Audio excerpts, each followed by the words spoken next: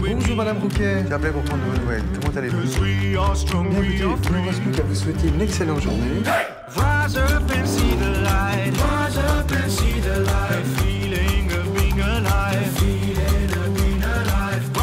Le groupe Vive est un groupe mutualiste qui agit au quotidien pour la santé de plus de 11 millions de personnes. Groupe Vive, entrepreneur du mieux vivre.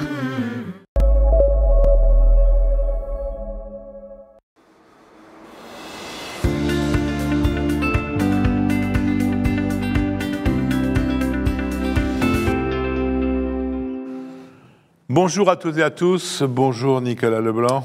Bonjour Jean-François. La pandémie version française est en train de s'estomper définitivement. C'est la première question que nous allons poser à notre invité. Le professeur Didier Houssin a écrit un livre qui vient de sortir, L'ouragan sanitaire, aux éditions Odile Jacob. Il en a toute la légitimité puisqu'il a été le DGS, directeur général de la santé de 2005 à 2011. Il a connu des pandémies grippales.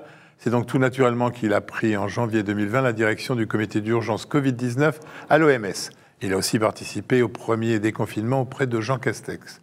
Didier Houssin, bonjour. Bonjour. Alors je vous propose le plan suivant. D'abord, l'homme face aux épidémies, une histoire qui aurait pu nous faire un peu plus réfléchir et anticiper. De la crise Covid-19, ce qui a été fait ou pas fait. Enfin, dernier chapitre, ce qu'il aurait fallu faire. Prédécesseur du professeur Salomon, ça a du sens désormais pour les gens d'être un DGS. DGS de l'ombre à la lumière, puis à l'ombre d'ailleurs, en ce qui concerne le professeur Salomon. Fini la pandémie, Didier Houssin? Éclairci en France, mais dans le monde, loin d'être fini. Loin d'être fini. C'est-à-dire que si les autres pays ne font pas ce qu'on a fait, il n'y a aucune raison que ce virus disparaisse. Il circule actuellement de manière très active dans de nombreux pays. Il suffit de voir ce qui s'est passé en Inde récemment.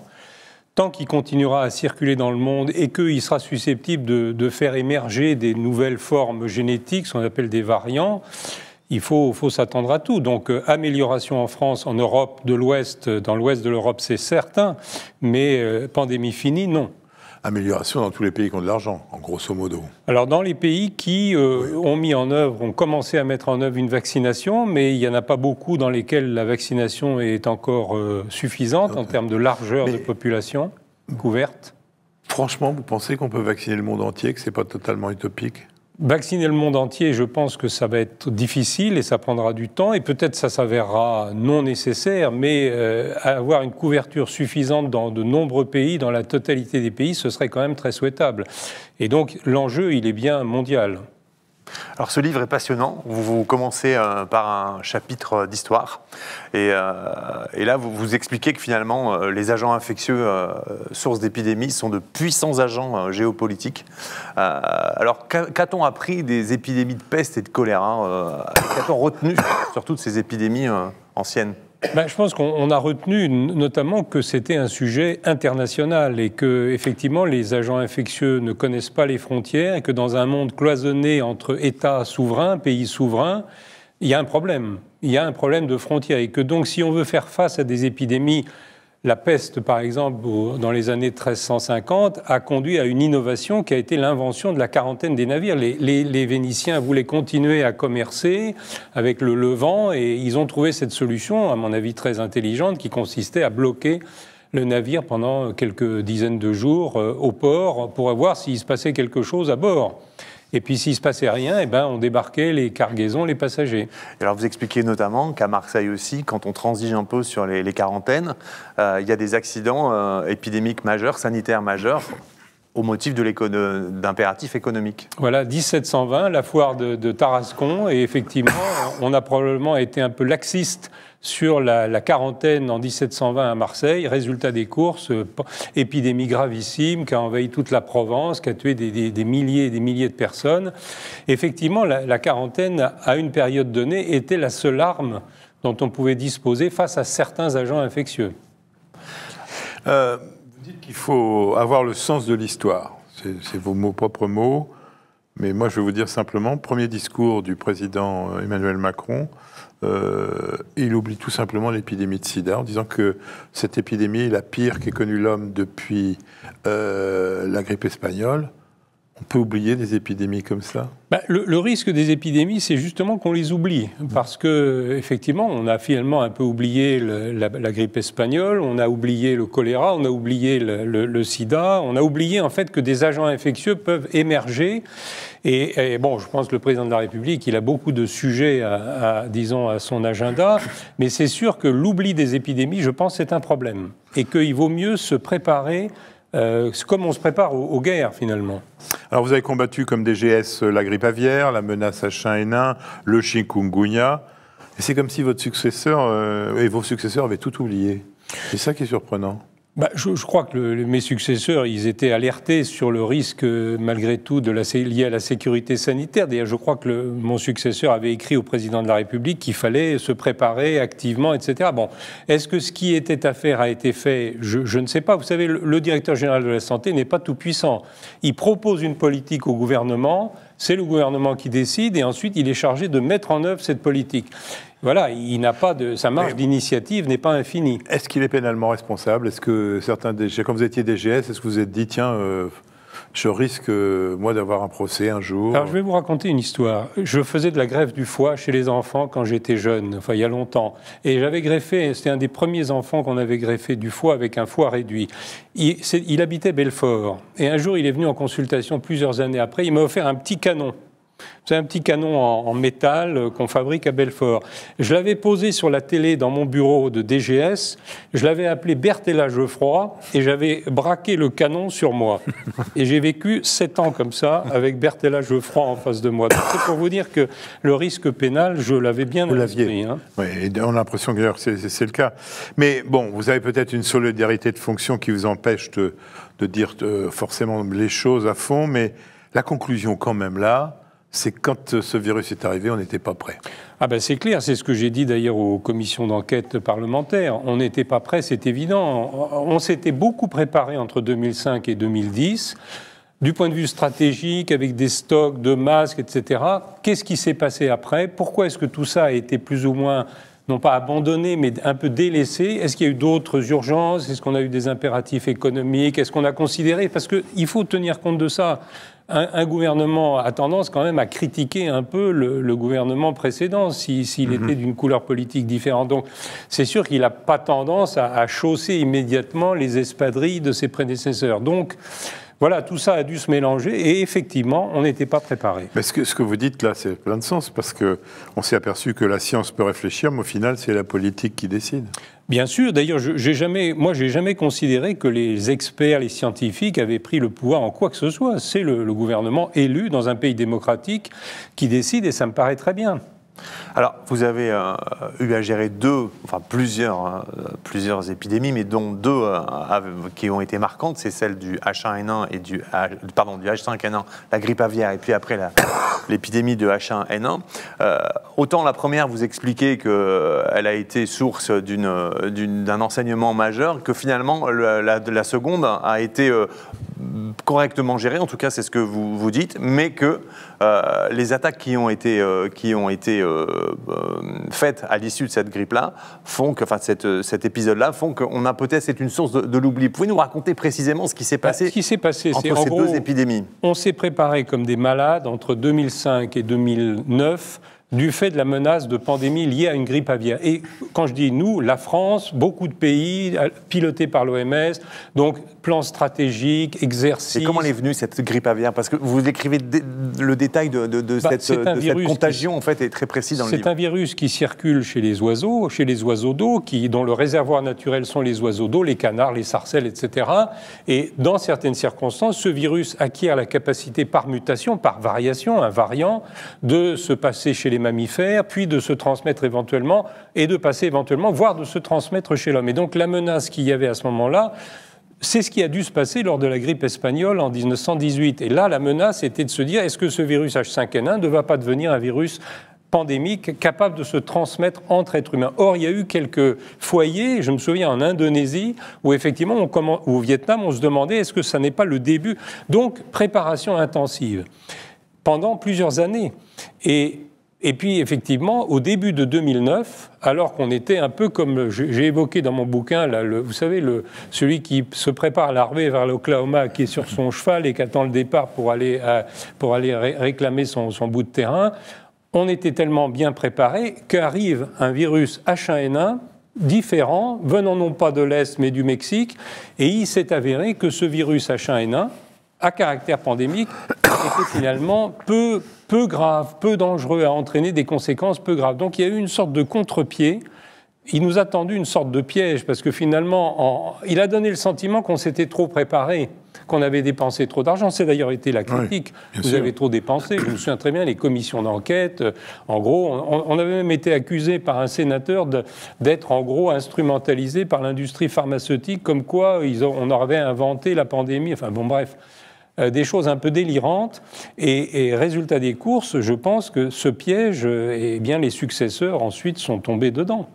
Surtout en posant les valises. Surtout que là, ce virus, il n'est pas arrivé de façon aussi évidente par des animaux. D'ailleurs, on ne sait toujours pas comment il est arrivé. Exact. Et ça a été quand même beaucoup plus brutal que les crises précédentes. Il est survenu très soudainement au Mexique, dans des conditions qu'on n'a pas encore bien éclaircies. On ne saura jamais, de même qu'on ne saura peut-être jamais d'où est sorti le coronavirus. Exactement la même chose. Donc, il est sorti brutalement, et tout d'un coup, on s'est retrouvé dans une pandémie H1N1, mais qui, Dieu merci, s'est révélée finalement assez peu grave. Mais est-ce que c'est pas la performance du dispositif appris lors de l'épidémie de H5N1 qui aurait pu être, elle, beaucoup plus virulente et grave, que justement le H1N1, pardon, la deuxième, n'a pas été ça a pu contribuer. Ça a pu contribuer. Moi, je me souviens très bien, le vendredi où on a eu l'annonce de cette urgence venant de l'OMS, immédiatement, le week-end, je me suis précipité à Roissy, parce qu'il y avait des vols qui arrivaient du Mexique et d'Amérique du Nord, et je me souviens d'avoir discuté avec la police aux frontières, les douaniers, etc. Ils nous ont dit, la première chose qu'ils ont dit, nous, on arrête de travailler si on n'a pas les masques. Hop, on a sorti les masques de nos stocks et on leur a donné les masques qui étaient stockés. Donc il y a eu une demande. C'est pour ça que on avait eu, enfin quand je dis on, le gouvernement d'alors avait eu l'intuition que s'il y avait un phénomène de cette nature, même si l'efficacité des masques n'est pas une efficacité absolue, ça réduit le risque. Les personnes, les professionnels allaient vouloir qu'on leur donne des masques. Vous dites que l'histoire nous dit tout. Il y a des civilisations qui ont disparu à cause de virus. C'est une hypothèse. En tout cas, il y a des populations, des civilisations, je ne sais pas, mais des populations qui ont été... on sait très bien que la variole a probablement éliminé une grande partie des populations indiennes, sud-américaines, que la grippe espagnole a éliminé, c'est d'ailleurs comme ça qu'on a retrouvé le virus, a éliminé des populations amérindiennes du nord, de l'Alaska par là, qui ont été enterrées dans des terrains glacés. Et c'est comme ça qu'on a pu retrouver le virus de la grippe espagnole. Mais là, vous parlez sur, on va dire, 500 000 ans de notre histoire. Si on prend l'histoire de l'homme depuis beaucoup plus que ça, les virus ont été présents tout de suite. Si vous voulez, les agents infectieux, virus, bactéries, etc., circulent avant tout d'abord dans le monde animal. Et ils ont circulé depuis très très très très longtemps dans le monde animal. C'est une règle, ça. Hein? C'est une règle, les virus. Disons que la grande majorité des maladies infectieuses humaines sont des zoonoses, sont d'origine zoonotique, c'est-à-dire proviennent du monde animal. Les maladies aujourd'hui infectieuses graves, qui sont purement humaines, il y a eu effectivement la variole, et encore que on peut sans doute s'interroger sur l'origine lointaine du virus de la variole. Il y a la poliomyélite, mais dans l'ensemble, ce sont des maladies d'origine animale. Alors, plus proche de nous, il y a eu des épidémies contingencées graves, celle du MERS, celle du SRAS, celle de l'Ebola, et puis le Zika, qui est sans doute un petit peu différent. Elles sont récentes. Finalement, tout ça, c'est à l'aune des 15-20 dernières années. Et pourtant, nous n'avions pas appris suffisamment de ces épidémies. Je pense que, disons que l'oubli de ces épidémies fait que les épisodes que vous mentionnez n'ont pas été jugés suffisamment inquiétants pour que l'humanité se prépare activement à ce risque épidémique. Alors qu'aujourd'hui, on a les moyens techniques de se préparer. On a des capacités en biologie, en pharmacologie. Enfin, on a des moyens importants. Et je ne comprends pas très bien pourquoi, face à un risque aussi important, on ne se met pas plus en posture de préparation. Alors qu'on envisage des risques, le climat, etc. On voit bien les initiatives qui sont prises, mais face aux risques pandémiques, on est plutôt faible. C'est une question peut-être d'éducation. Dans votre livre, vous citez un de nos confrères, un professeur Méniel aux urgences, qui en avait un petit peu marre de préparer le risque de l'inondation centenale avec son hôpital de Ménilmontant à 87 mètres. Est-ce que finalement c'est parce qu'il n'y aurait pas assez d'éducation et que sans risque avéré, sans catastrophe avérée plutôt, on oublie le risque? Moi, je pense qu'il faut des événements graves pour que se déclenchent des réactions qui conduisent à des vrais dispositifs de prévention. Il a fallu les grands incendies pour qu'on invente les marins-pompiers de Marseille, les sapeurs-pompiers de Paris. Bon, peut-être que la crise du coronavirus va être l'événement qui va vraiment déclencher une préparation au risque épidémique. Il faut en général des guerres et des défaites pour qu'on se prépare quand même aux suivantes. Là, le monde ne comprendrait pas qu'on ne soit pas préparé pour une nouvelle attaque d'un virus. D'ailleurs, il n'est pas exclu que l'attaque suivante, ce soit encore le coronavirus dans quelques semaines, dans quelques mois. Parce que là, quand je dis, vous voyez comment, à court terme, on va passer un été tranquille?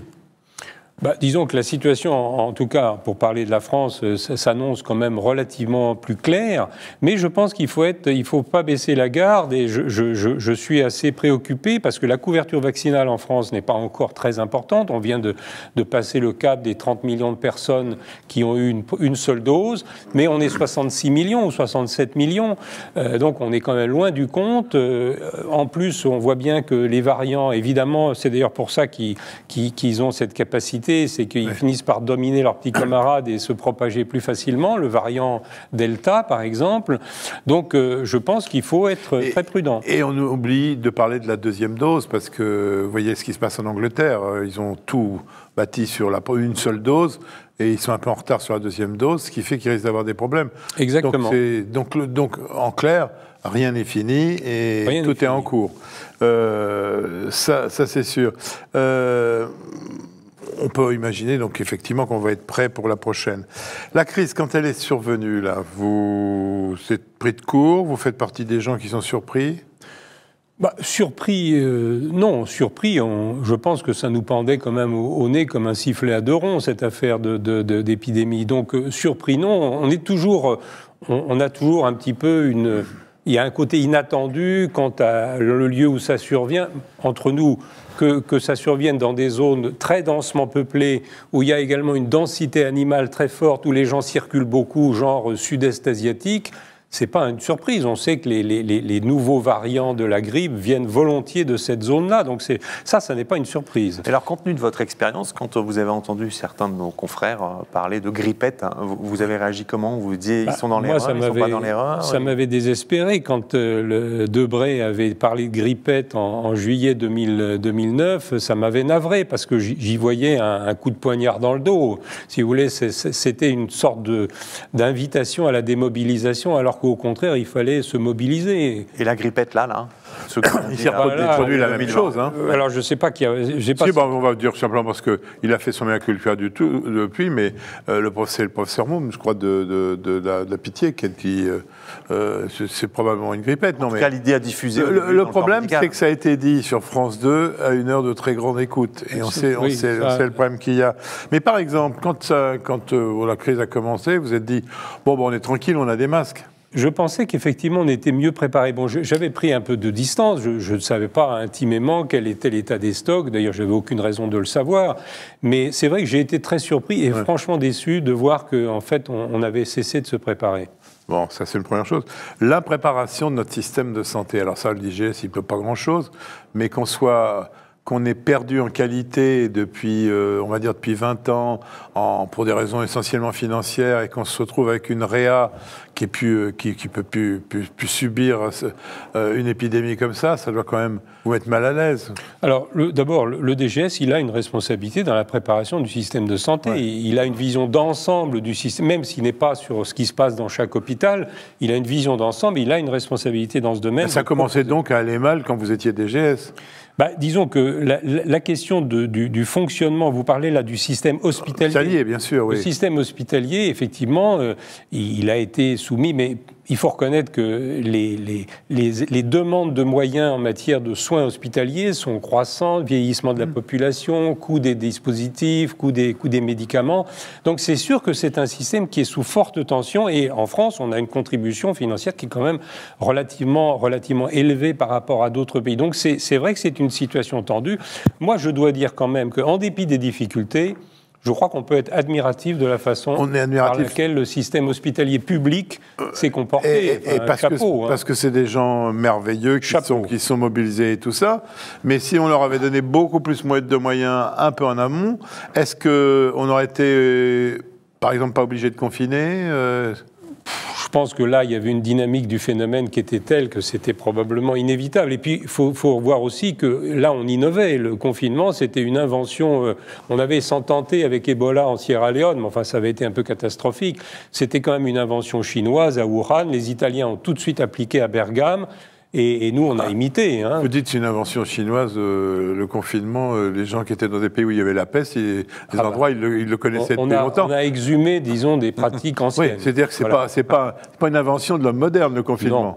Est-ce qu'il aurait pu être inventé, est-ce qu'il aurait pu y avoir une version plus efficace du confinement chez l'homme moderne ? Je pense qu'au début, c'était difficile de faire preuve de beaucoup de subtilité en matière de confinement. Je pense qu'on a beaucoup appris et que d'ailleurs, on l'a vu dans les façons de confiner depuis quelques mois, se sont perfectionnées. On a essayé quand même de trouver un peu un passage entre la réduction du risque sanitaire et la limitation de l'impact économique et social. Hein. Ce qui est frappant, c'est de voir la différence de performance, pourrait-on dire, de gestion des foyers entre les pays qui sont en stratégie zéro Covid, où vraiment dès qu'il y a un cas, il y a un isolement majeur des cas, il y a un traçage et un isolement des cas contacts.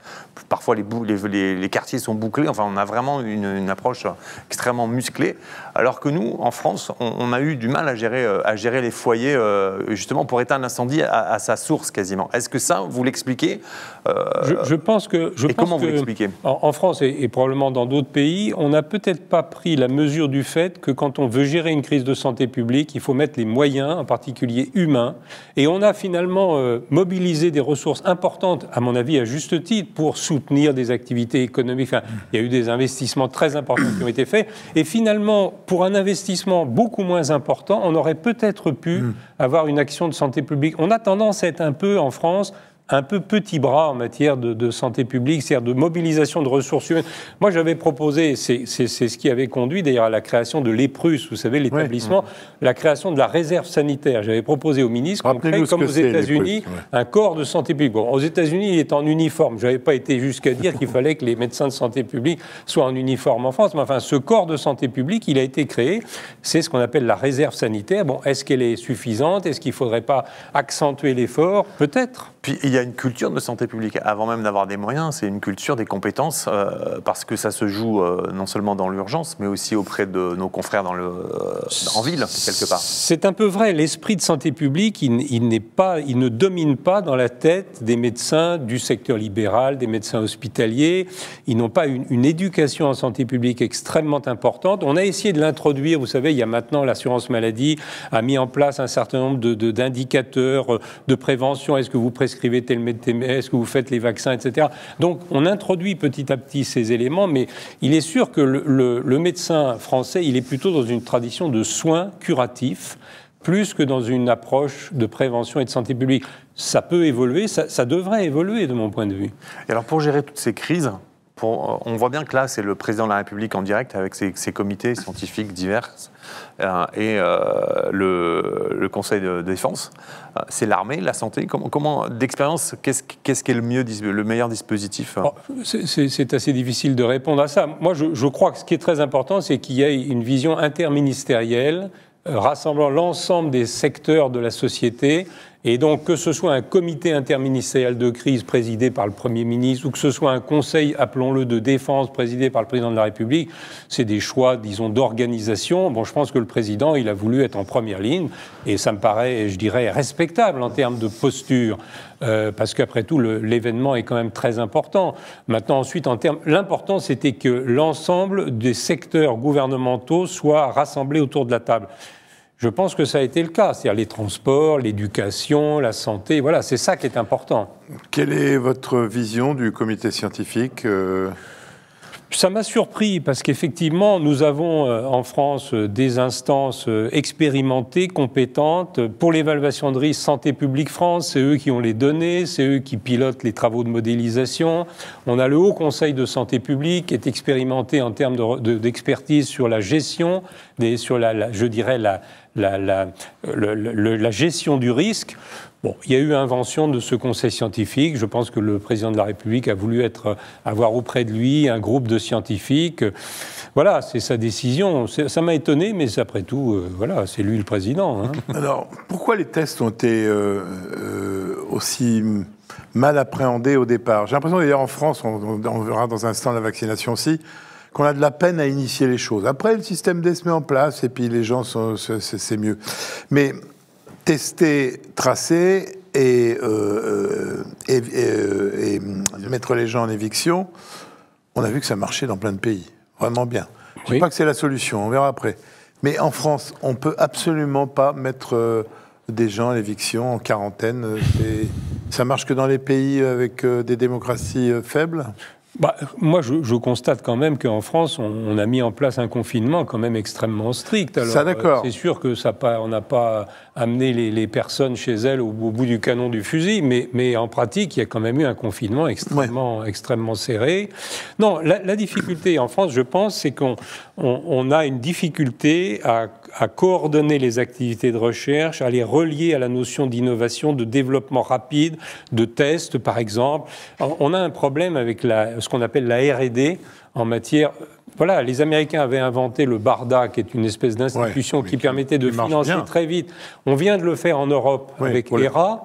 Bon, moi je pense qu'on a une faiblesse. Elle est liée quand même, à mon avis, à la grande complexité, extraordinaire complexité de notre dispositif de recherche, qui fait qu'il a beaucoup de défis d'inefficacité. Alors je vais vous poser une question qui va vous gêner, parce que on vient d'apprendre que le président et que les enfants allaient être vaccinés. Hein, ils vont vacciner les 12-19 ans. Sans avoir l'avis de la HAS. Oui, non, sans avoir l'avis de la HAS. On a vu que la HAS, par moment, allait à l'encontre de décisions.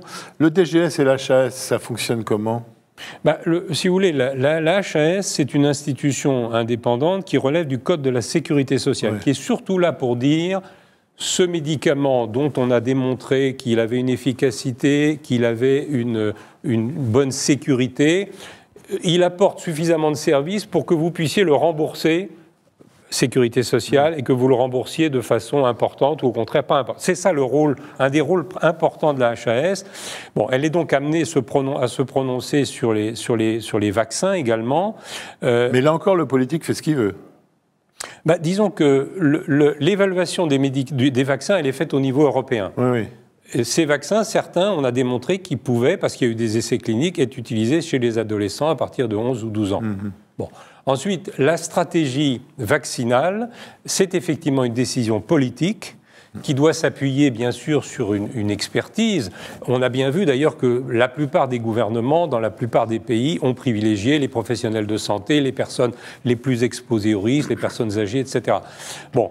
Aujourd'hui, le gouvernement a donc pris l'option, parce que apparemment certains vaccins peuvent être utilisés chez les adolescents, de proposer la vaccination aux adolescents.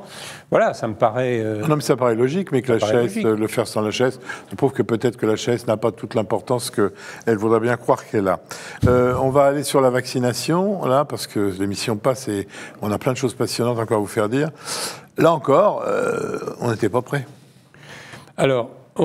C'est le DGS encore, là, le responsable ? La vaccination, dans ce contexte-là, ce qui est assez difficile, c'est que le débit des doses était quand même un petit peu, ça tenait du filet, du petit ruisselet, que du débit massif. Oui, mais parce que l'Europe n'a pas très bien commandé par rapport à d'autres pays. L'Europe, je pense qu'elle a bien fait en faisant en sorte qu'il y ait des achats conjoints, ça, que les vaccins soient distribués équitablement au sein de l'Union européenne. Ça, je trouve, c'est un progrès considérable. Ensuite, le problème, c'est la production. La capacité de production, évidemment, était très limitée au début. Et donc, Et donc, il y avait une difficulté. Et puis, je pense qu'effectivement, il y avait dans les esprits la crainte que les personnes opposées au vaccin se mettent dans la rue, faire des émeutes, des révolutions. Enfin, donc, il y a donc eu sans doute une attitude assez prudente vis-à-vis de l'incitation à la vaccination. Voilà, donc ça a démarré lentement pour des raisons de production et d'incitation. Alors, ce sont 2 laboratoires américains qui ont innové et qui distribuent... BioNTech, c'est allemand. Hein. C'est allemand, mais racheté par Pfizer. Oui. Alors que la France, avec Sanofi et la tradition pasteurienne, était un des leaders dans le vaccin. Vous l'expliquez par un hasard d'une recherche ou par des déficits de R&D ou... Oui, je pense que c'est un problème. Bon, la recherche, effectivement, le succès n'est pas garanti. Je pense que ceux qui ont développé ces vaccins ARN messagers ont vraiment eu une intuition et fait un travail extraordinaire, que ce soit en Allemagne ou aux États-Unis. Bon, en France, d'évidence, le succès n'a pas été au bout des efforts. Je reste convaincu que l'effort de R&D mené en France autour de ces productions de vaccins n'a pas été extraordinaire. J'ai un peu l'impression, si vous voulez, que elles sont un peu sur un petit fromage des vaccins contre la grippe. Voilà, les vaccins contre la grippe, ça marche bien, c'est utile, voilà. Vous avez d'autant plus raison que le Moderna, qui est américain, a été inventé par un Français, hein, donc qui n'a pas pu le faire en France. Le CureVac qui va arriver, c'est aussi un Français qui a été chassé par Pasteur, quelque part. Ça vous choque pas? Qu'est-ce que le DGS ça peut faire là-dedans? Rien. Pas grand-chose. À mon avis, le problème de fond, il est au niveau de notre système de recherche. Ouais. Notre système de recherche est un millefeuille effroyable, associant les universités, des organismes de recherche. Tout ça est d'une complexité. Donc c'est le ministère de la Recherche qui devrait faire le ménage. Je pense qu'il y a à revoir la politique d'organisation de la recherche en France. Ça, c'est sûr. Continuons sur la vaccination. On a actuellement la moitié de la population française qui est vaccinée en moins de, allez, on va dire en moins de 4-5 mois, 6 mois. À une dose, oui. Bon, c'est pas si mal que ça quand même. Hein. Faut de temps en temps. On peut de temps en temps donner aussi des satisfecit. Un vaccin inventé en moins d'1 an, c'est extraordinaire. Formidable. Et le DGS, il dit quoi par rapport à l'industrie pharmaceutique? Il va à la chasse au loup comme les autres? Non, moi je suis pas un fanatique de l'industrie pharmaceutique, mais je pense qu'il faut quand même reconnaître que c'est une industrie utile. À mon avis, peut-être plus utile que ceux qui vendent des missiles et des avions de chasse, même si c'est aussi un travail important. Je pense que la vision qu'on a en France de l'industrie pharmaceutique, notamment des vaccins, est une vision complètement illégitime. Même si, effectivement, ils ont pu, à un moment donné, se mettre dans des immeubles en marbre, etc., ça reste quand même des produits extrêmement importants. Et je pense qu'il faudrait avoir une vision beaucoup plus positive. Et c'est admirable qu'en 1 an, on ait pu sortir autant de vaccins efficaces, sûrs. C'était quoi votre pronostic, vous avez commencé à dire qu'il faut un vaccin? C'était pas gagné. On savait qu'il y avait en piste 200 projets de vaccins, ce qui était quand même déjà pas mal.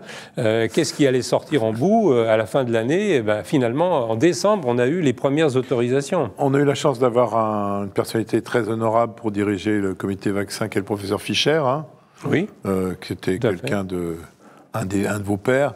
Il a fait une tribune dans le journal du dimanche en disant que c'était scandaleux, mais vraiment scandaleux de vacciner les enfants parce que on devait atteindre l'immunité collective et à cause de tous ces... Alors, on ne va pas les qualifier de 10-15% qui refusent le vaccin. On est obligé de vacciner des mômes. Il faut le dire, ça. Ça c'est désolant. C'est désolant qu'il y en ait 15% qui soient franchement opposés et 15% qui hésitent. Et encore plus désolant que parmi ceux-ci, il y en ait qui soient des employés, des établissements médico-sociaux, voire des établissements de santé, voire des professionnels de santé. Je pense que c'est extrêmement désolant et il faut quand même appeler les gens à la responsabilité. On ne peut pas maximiser les chances de tous les côtés. Voilà, se protéger, on ne peut pas, disons, bénéficier de la protection que confère la vaccination à la population et en même temps éviter le microscopique risque qu'il y a de se faire vacciner. Moi, je trouve que c'est injuste, cette attitude. Je suis d'accord avec vous. Alors, vous nous avez dit qu'une pandémie, ça se résolvait au niveau mondial, puisque les virus circulent sans connaître les frontières, avec sa capacité de muter et de réapparaître de manière plus virulente ou plus transmissible. Quel rôle joue l'OMS? Vous l'expliquez, vous êtes président du comité d'urgence de l'OMS. Vous l'expliquez bien dans le bouquin. Quel rôle fondamental joue l'OMS, justement, pour endiguer ces épidémies? Pour tout le monde, j'ai envie de dire. Pas uniquement pour les pays en voie de développement, mais pour tout le monde. L'OMS, si vous voulez, c'est un organisme scientifique, technique, qui produit des recommandations, qui appuie, qui produit également, qui apporte des moyens en nature, en médicaments, en personnel à des pays où il y a vraiment peu de capacités. Mais c'est aussi une organisation politique, avec 194 États membres qui sont jaloux de leur souveraineté. Malheureusement, face aux épidémies, nous n'avons pas de gouvernement mondial. Un gouvernement éclairé qui permettrait de répartir les forces, de bien faire en sorte, etc. On est dans un monde cloisonné entre 194 ou 196, je ne sais plus, États qui sont, qui veulent bien coopérer jusqu'à un certain point, qui veulent bien s'assister. Et en plus, dans une ambiance conflictuelle. Il faut bien voir qu'aujourd'hui, il y a quand même des tensions extrêmement fortes entre certains grands États, au point que d'ailleurs Trump avait quasiment quitté l'OMS parce que... Enfin, donc on est mal placé face aux épidémies au niveau mondial. Il vaudrait mieux qu'il y ait un gouvernement mondial. Moi, j'appelle à la création d'un gouvernement mondial face aux épidémies. Alors justement, il ne nous reste plus que 5 minutes pour conclure. Même s'il y a eu des erreurs, la stratégie idéale, elle paraît assez simple. On va en dire quelques mots et vous m'expliquerez comment on pourrait faire en sorte que ce gouvernement mondial l'applique. Les gestes barrières, il faut les conserver? Oui, parce que les gestes barrières, finalement, surtout pour ce qui est du masque, des lavages des mains, d'un peu de distance, entre nous, c'est pas non plus très handicapant. On arrive même à faire fonctionner. Moi, je prends le métro tous les jours, je vois les gens ont leur masque, ils sont... Bon, tout le temps vivre. C'est-à-dire que ça va au-delà de l'épisode Covid, ou enfin comme les pays asiatiques? Non, ensuite, je pense qu'en période d'épidémie saisonnière, grippe saisonnière, bronchiolite, ça pourrait tout à fait se justifier qu'on ait une petite période ça réduirait certainement le risque. On n'a pas eu de grippe et de bronchiolite cette année? Ben non, mais parce que justement, je pense que les gens dans le métro... Donc, garder le masque dans des endroits et continuer à se laver les mains, ce qui est... Voilà, alors ça ne veut pas dire qu'il faut vivre tout le temps comme ça. Il faut quand même continuer à s'embrasser un petit peu, mais attendons que l'épidémie soit passée. Tester, isoler, tracer, ça maintenant tout le monde est d'accord que c'est la stratégie. Oui, c'est une bonne stratégie qui vient compléter les gestes barrières, mais tout ça reste quand même des mesures, je dirais, qui n'arrivent pas à la cheville de la vaccination quand on peut la mettre en œuvre. Et isoler, peut-être avec la police au pied de l'immeuble, non? Bon, alors là ensuite, il y a les questions de fonctionnement de la société. Bon, en Chine, ils ont été capables vraiment d'enfermer les gens dans des immeubles avec des barrières à l'entrée, on allait faire les courses pour ceux... Enfin bon, on a le mode de vie qu'on a choisi. Hein. Vous passez directement à la stade vaccination. Moi, je dis entre-temps, il y a confinement, déconfinement, parce qu'on n'est jamais à l'abri d'une nouvelle période de confinement. Non, on n'est pas à l'abri du succès, mais on n'est pas à l'abri d'une nouvelle période de confinement. Et je pense qu'il va falloir, mais c'est sûr que les autorités sanitaires ont l'œil sur les hospitalisations en réanimation, les arrivées aux urgences, les pourcentages de tests positifs, etc. Ben, il faut qu'ils suivent ça, évidemment. Vaccination, le monde entier ? Le monde entier, ça ne va pas être facile. Hein. Je pense qu'il va falloir choisir quand même les populations, notamment protéger peut-être en priorité les plus exposés, les plus à risque, les professionnels de santé. Rappel, on y va tout droit au rappel ? Je ne sais pas, ça va dépendre des résultats des tests, des essais cliniques. Bien sûr, l'industrie pharmaceutique aura tendance certainement à pousser à ce qu'il y ait un rappel, etc. Mais bon, il faudra regarder ce que donnent les résultats des essais. Déjà, avant de parler du monde, il faudrait que l'Europe maintenant s'unisse pour que... elle est déjà pas mal unie. Bon, on a eu ce drame malheureux du Brexit, mais elle est quand même pas mal unie. L'achat conjoint, la création d'ERA, je pense qu'on va renforcer, à mon avis, il faut renforcer les compétences sanitaires de l'Union européenne, ça c'est sûr.